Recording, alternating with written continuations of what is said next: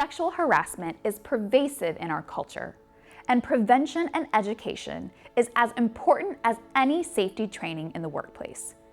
Without proper education and prevention, sexual harassment in the workplace costs companies hundreds of millions of dollars every year. Legally, sexual harassment is defined as unwanted sexual advances, requests for sexual favors, verbal or physical conduct of a sexual nature, harassment based on gender or sexual preference, or showing favoritism based on sex.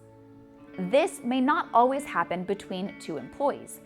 It can also happen between an outside party and an employee, such as a contractor, vendor, or customer. Being sexually harassed results in a host of repercussions. The work environment is no longer conducive to a positive environment, and instead becomes a place to avoid. Turnover increases as a result of good employees leaving the company, which can also bear a financial burden if legal action is taken. Because it's important to create a positive, safe working environment, laws were enacted in 1964 to protect workers from this behavior. Title VII of the Civil Rights Act protects workers from, among other things, discrimination on the basis of sex. Courts have interpreted this to include sexual harassment. Laws have been passed in individual states to broaden or specify further protection against sexual harassment, as well as protecting victims from retaliation or the act of a company punishing an employee for coming forward. Managers are first line of defense, but the manager's job starts way before an employee files a complaint against another individual. Setting the no-tolerance culture tone within the workplace starts with managers and their leadership abilities. By the examples that are set and the way managers ask employees to conduct themselves, managers and other authority figures have the power to shift the dynamics before it becomes toxic. This training aims to teach how to do this by monitoring microaggressions and how this can have a profound impact on the workers and on the workplace.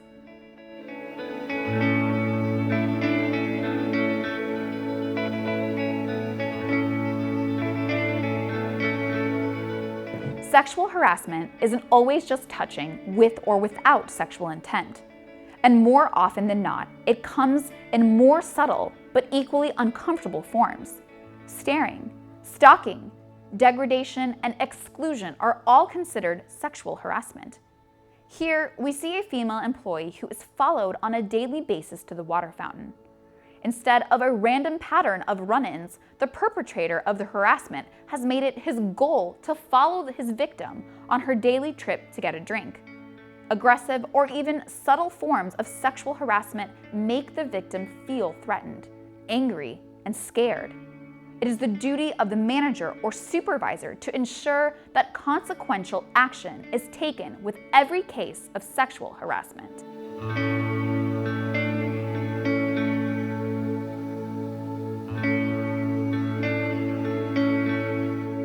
More verbal, and thus more subtle, forms of sexual harassment are likely to exist in the workplace than physical touching.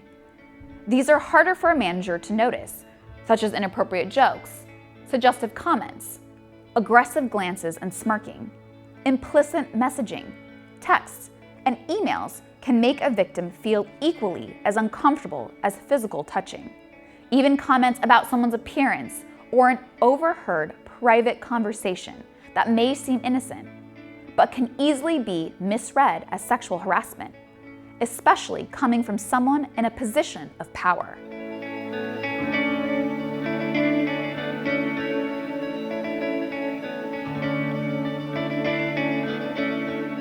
Quid pro quo is a term used to describe sexual harassment scenarios that involve upper management and their subordinates. It's known as the "you scratch my back, I'll scratch yours" form of sexual harassment. Managers, senior staff, and other people in position of power in a workplace must be diligent to prevent any situation where this could be possibly construed. If a subordinate comes forward with a proposal, it should be met with a professional, managerial critique that acts in the best interest of the workplace.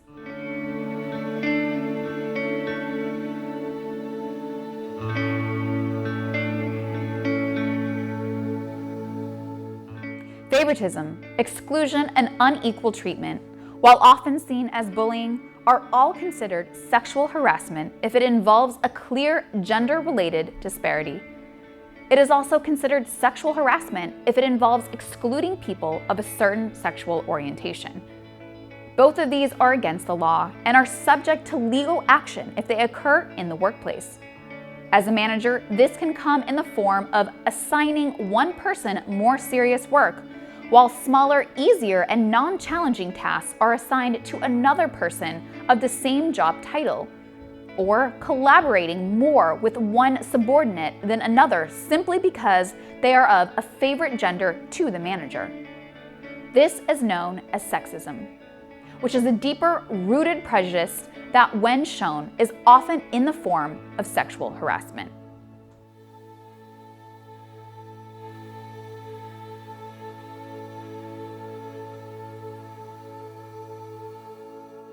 In most workplaces, it's common that coworkers share and distribute jokes, photos, memes, and videos through email and messaging to share in a common laugh. This is healthy, as it can help maintain high morale, can make coworkers feel more connected with each other, and are overall the signs of a fun, connected, and often productive team. Albeit, they aren't necessarily productive when they're finding and sharing these things. But nonetheless, it helps create a positive work atmosphere. This becomes a negative thing, however, when it becomes sexual harassment. It doesn't take much for a worker to get too far and share or distribute something to someone that may be misconstrued as sexual harassment. As a manager, it's best to set the tone early about what's appropriate to joke about and what's off limits. This is where employee sexual harassment training comes into play. It helps set clear guidelines about what has its place inside and out of the office in terms of subject matter.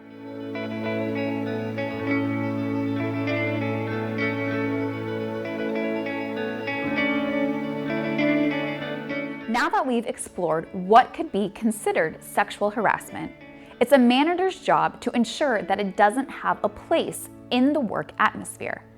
Managers are expected to create an environment which all employees feel safe and comfortable during their job. So when it does happen, a manager must react accordingly to ensure that it doesn't happen again.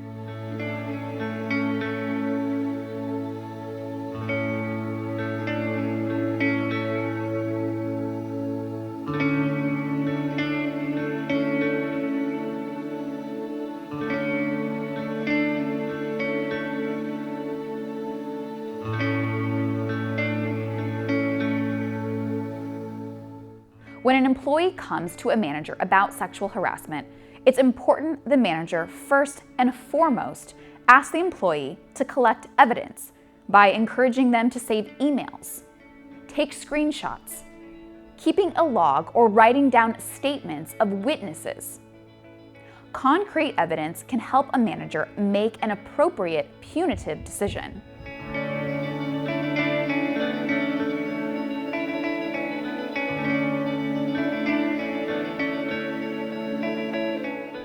When an employee has substantial evidence that there is a clear case of sexual harassment, a manager must then confront the harasser.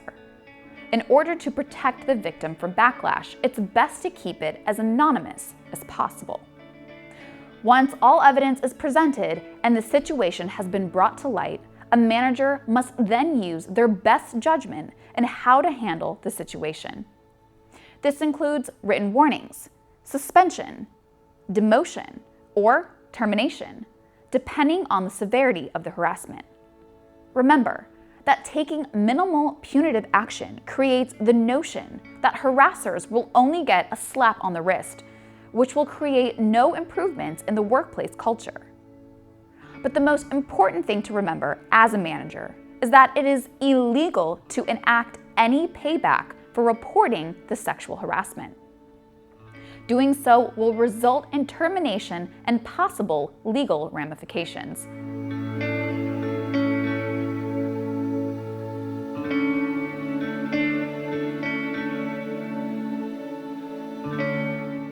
The reality of the situation is that sexual harassment is an uncomfortable and difficult subject for many people. But it's a far too common occurrence in the workplace and warrants a discussion. But society's expectations are changing. And fortunately, we're moving towards a time that has much less tolerance for sexual harassment. At the end of the day, every worker just wants to be able to do their job in peace, without fearing for their safety or without enduring the discomfort that comes from sexual harassment. Every worker has the power within them to contribute to a safe, healthy, fun, and comfortable work environment that ultimately we all have a right to.